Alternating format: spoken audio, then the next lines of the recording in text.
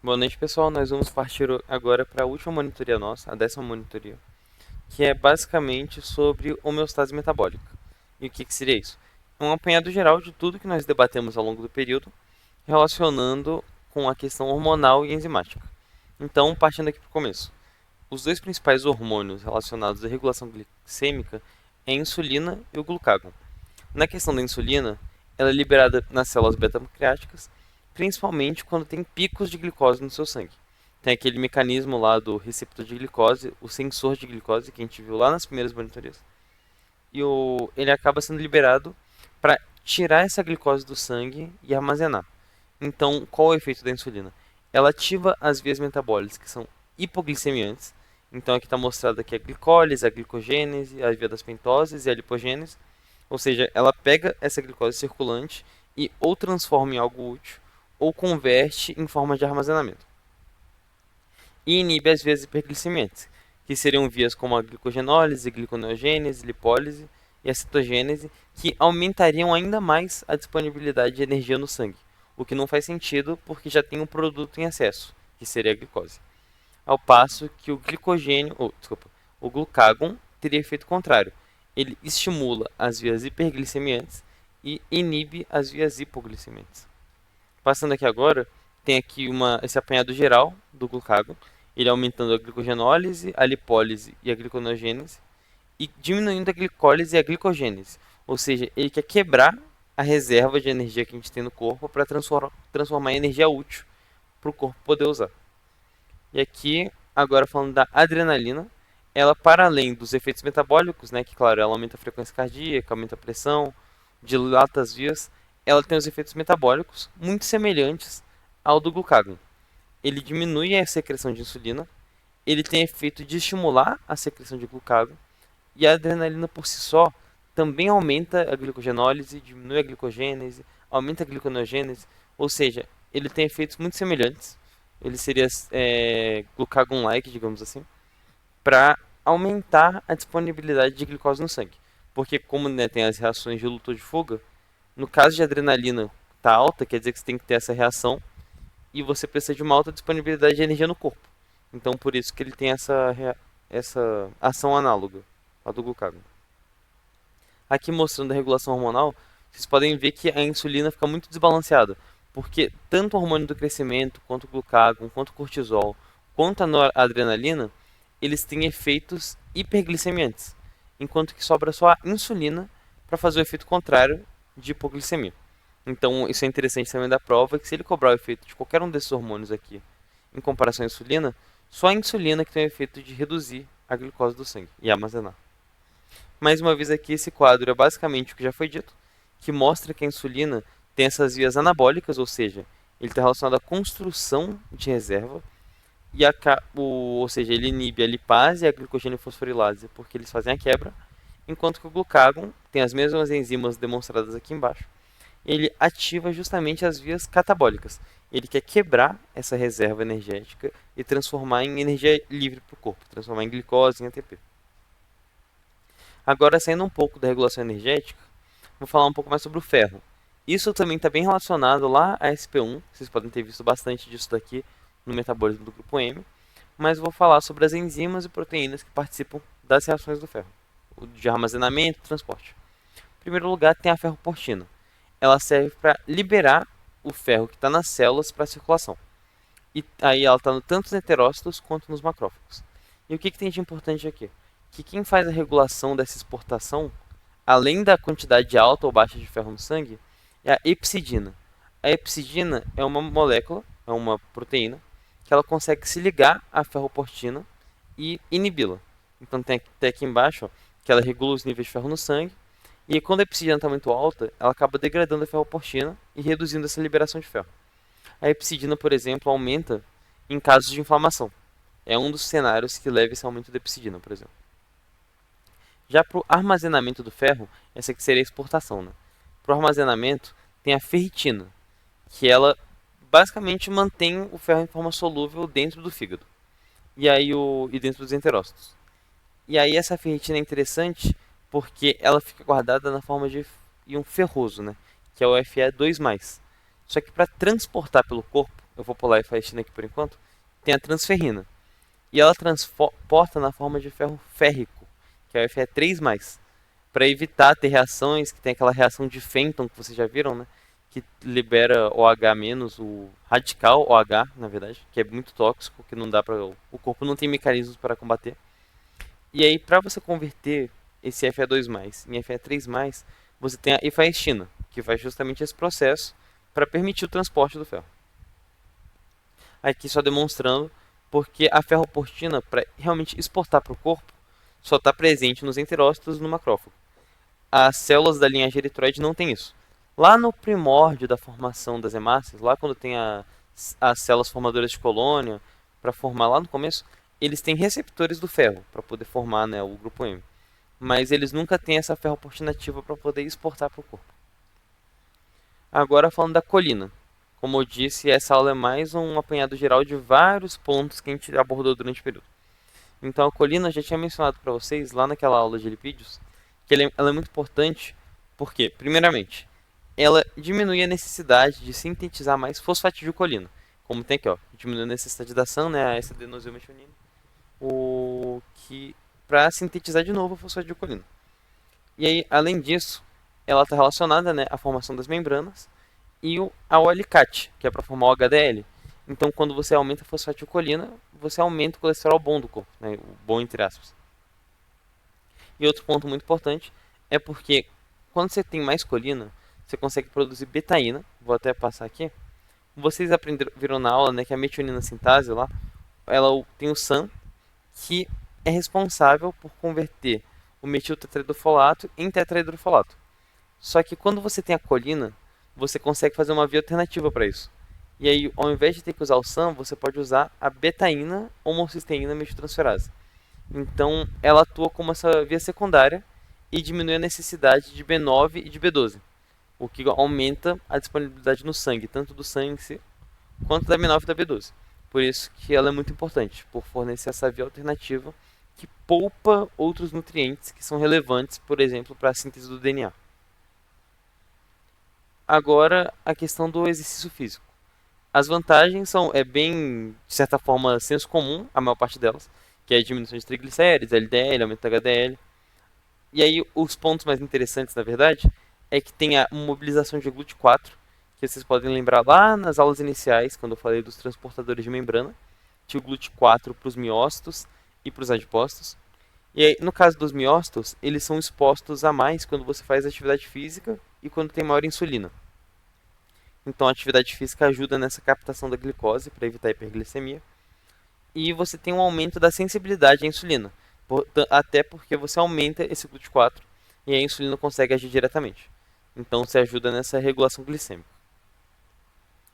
Isso aqui é interessante dele cobrar também, que são as fases da alteração do jejum. Quanto mais tempo você passa em jejum, ao longo de vários dias, no caso, não horas só, você tem fases diferentes que vão se formando de adaptação do seu corpo. A primeira fase dura só no primeiro dia, que você aumenta a glicogenólise e a glicólise, e aí você começa a trabalhar as outras questões de quebrar proteína e lipídios também. Mas o foco no começo é a glicogenólise e a glicólise, porque você vai gastar toda a reserva que você tem hepática do glicogênio, você vai começar a gastar a glicose que já estava em circulação. Então, esse é um ponto inicial. No primeiro dia você gasta uma reserva mais imediata que você tinha. Passado o primeiro dia até o quinto, você intensifica principalmente a proteólise. Então, a principal coisa que você faz é quebrar proteína para fazer a gliconeogênese e obter mais glicose. Aí você aumenta também a lipólise e você começa a expressar enzimas de cetólise no cérebro. Mas o cérebro ainda não faz cetólise. Você começa a colocar as enzimas lá. Passado o quinto dia, você entra num estado, digamos, de jejum crônico, entre aspas, e o seu corpo pensa, não tem como continuar consumindo toda a proteína do corpo, porque a pessoa vai acabar morrendo se isso acontecer. Então ele diminui a expressão das enzimas de proteólise, diminui a gliconeogênese e aumenta a lipólise. É nesse momento, a partir do quinto dia, que você começa a gastar principalmente a gordura. Você começa a queimar toda a gordura do corpo e o cérebro começa a fazer a cetólise, porque nessa lipólise e na beta-oxidação são liberados muitos corpos cetônicos que acabam sendo usados como energia para o cérebro. Essa fase dura tanto tempo quanto os lipídios aguentarem, os adipócitos.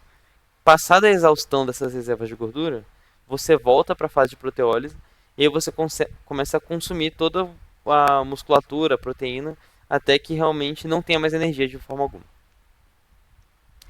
Aqui agora, como vocês tiveram a última SP da questão de diabetes, os tipos de diabetes, ele não é abordado com muita profundidade, mas a noção geral de cada uma é importante. Então, na diabetes mellitus tipo 1, as causas tem a tipo A, tipo B, um A e um B. Na 1A é autoimune, ele não costuma cobrar os hormônios, mas tem lá anti-insulina, anti-ZNT8, que é de zinco, o anti-A2. Então, tem esses hormônios, ou, desculpa, esses autoanticorpos que atacam, e normalmente é desencadeado mais para a infância, menos de 35 anos. O paciente tem necessidade de insulina em menos de 6 meses depois de descobrir a doença. E é realmente um ataque às células beta. E aí pode ser tanto autoimune quanto idiopático, que aí seria uma outra causa desconhecida que causa essa deficiência. Então, na tipo 1, o paciente realmente não tem insulina. Na tipo 2, o paciente tem resistência à insulina. Geralmente não tem a questão autoimune, e embora a tipo 2 seja mais relacionada à hereditariedade, tem mais probabilidade de pais com diabetes tipo 2 terem filhos com diabetes tipo 2. E essa resistência à insulina não necessariamente é relacionada a uma deficiência de insulina. Geralmente numa fase inicial, primeiro que está relacionado a hábitos de vida, principalmente, além da hereditariedade. Então a pessoa vai consumindo glicose em excesso, vai dessensibilizando os receptores de glicose do corpo dela, e chega um ponto que você, mesmo com a insulina, não consegue absorver a glicose. Então, nessa fase inicial, o pâncreas começa a trabalhar em excesso. Ele tenta secretar o máximo de insulina possível, porque a lógica é, mesmo resistente, é melhor que alguma coisa seja absorvida do que nada. Então ele tenta secretar a maior parte possível de insulina para isso. Só que chega um ponto que tem a exaustão pancreática. E aí quando tem a exaustão pancreática, você para de produzir insulina. E aí pode entrar numa fase que é pior ainda, que é, digamos, que uma junção da diabetes mellitus 1 com 2, que você tem que dar insulina para o paciente com tipo 2, porque ele para de produzir. Então, embora não atue direito, é aquela lógica. É melhor ele ter alguma insulina do que nada. Então, essa seria a fase mais grave. E tem a diabetes mellitus gestacional, que está mais relacionada a essa alteração de tolerância pelas alterações metabólicas durante a gestação. E aí tem outros tipos que seriam menos específicos, né? Por exemplo, infecções podem causar hiperglicemia, tem neonatal, tem as formas genéticas, e aí essas ele não entra em detalhes. Ele só menciona que existem. Aqui é a diabetes mellitus tipo 1. O ponto principal aqui de guardar é dos sintomas, que tem os 4 P's e um D. Os 4 P's são polidipsia, ou seja, o paciente tem sede de excesso. Essa polidipsia, ou melhor, deixa eu fazer em ordem que seria melhor de organizar. O paciente tem uma poliúria, porque o acúmulo de glicose faz com que tenha um excesso de urina, que seria essa poliúria, por questão osmótica realmente. Você acaba acumulando glicose em excesso, os pacientes geralmente têm nefropatia diabética, então você perde essa capacidade do fígado dos rins de filtrar, e aí acaba urinando em excesso. Essa urina em excesso gera polidipsia, que seria a sede em excesso. O corpo tenta compensar ingerindo mais água. Associado a isso, você tem uma perda de peso, e essa perda de peso leva à polifagia, porque o corpo quer compensar, ele tem essa memória do peso máximo, e ele quer compensar recuperando a massa do corpo. Então, seria esses 4 sintomas. E o D é da desidratação, que está relacionado à polidipsia, que gera desidratação e gera poliúria. E o tratamento, para o tipo 1, como eu disse, como é a carência das células beta pancreáticas da produção de insulina, mas ele não tem resistência à ação da insulina, você só tem que dar insulina para o paciente, basicamente. E fazer a regulação, claro, de perto, para ver se está normalizando no sangue dele. Então, é basicamente isso. Aqui, mostrando agora tipo 2, esse quadro é basicamente não para vocês guardarem, decorarem tudo, mas para vocês terem essa noção de que basicamente tudo está relacionado a diabetes mellitus tipo 2. Desde o começo com mudanças genéticas, ambiente intrauterino, até a microbiota intestinal, o envelhecimento, o estresse oxidativo, tudo caminha para resistência à insulina. E aqui no final vocês podem ver que a resistência à insulina gera a diminuição da secreção de insulina. Então por isso que aos poucos você pode acabar evoluindo para uma diabetes mellitus tipo 2 com falta de insulina no corpo. Aqui é uma outra questão interessante, que são as incretinas, que é tanto o GIP quanto o GLP-1, que tem o hormônio insulino dependente e o hormônio semelhante ao glucagon, o peptídeo insulino dependente e o peptídeo semelhante ao glucagon, que seria esse GLP-1. E aí eles basicamente, quando você vai ter contato com a comida, antes de você se alimentar, ele já começa a ser liberado no ilho para começar a preparar o seu corpo para receber o alimento. Então, ele começa a liberar insulina, ele inibe o glucagon, ele desacelera o esvaziamento gástrico para manter mais tempo a comida dentro do seu estômago, para durar mais tempo essa glicemia, e desacelera a ingestão de alimentos. Ou seja, ele já vai preparando o seu corpo para não se alimentar em excesso. E aí, por que é interessante isso daqui? Porque os medicamentos como o Ozempic, o Mounjaro, eles são justamente incretinas. Você ministra isso no seu corpo, retarda o esvaziamento gástrico, e aí você acaba se alimentando menos. E aí, por causa disso, a pessoa acaba emagrecendo. E aqui só mais um quadro do tratamento em si, para mostrar que na diabetes mellitus tipo 2, em geral, você faz a medicina do estilo de vida. Você muda o estilo de vida do paciente. Você tem que fazer exercício físico, porque como a gente viu lá atrás, melhora a resistência à insulina, expressa mais GLUT4, então ajuda. De medicamentos tem o glifage, que ele diminui a liberação de glicose pelo fígado. Ele tem outros medicamentos como a sulfonilureia, que eles diminuem também a resistência diretamente.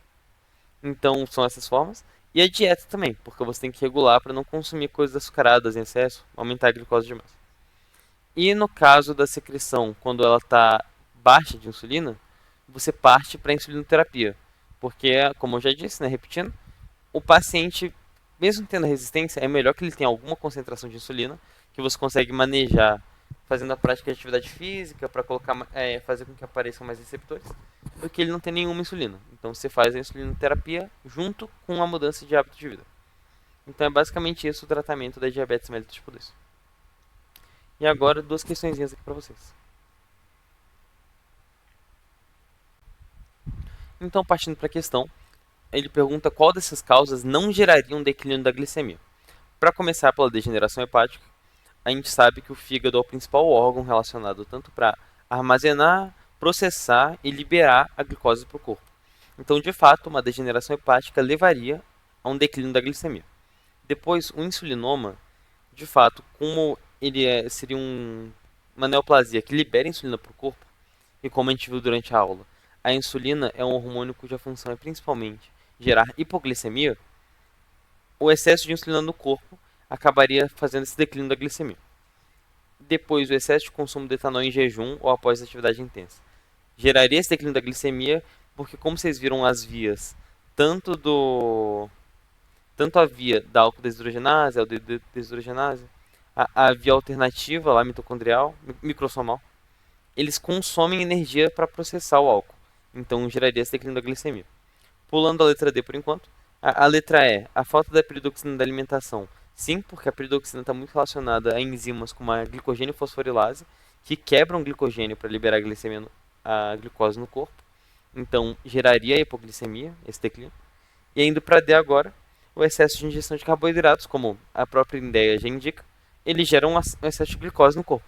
Então é a mais lógica, digamos assim, e é a que não gera declínio da glicemia.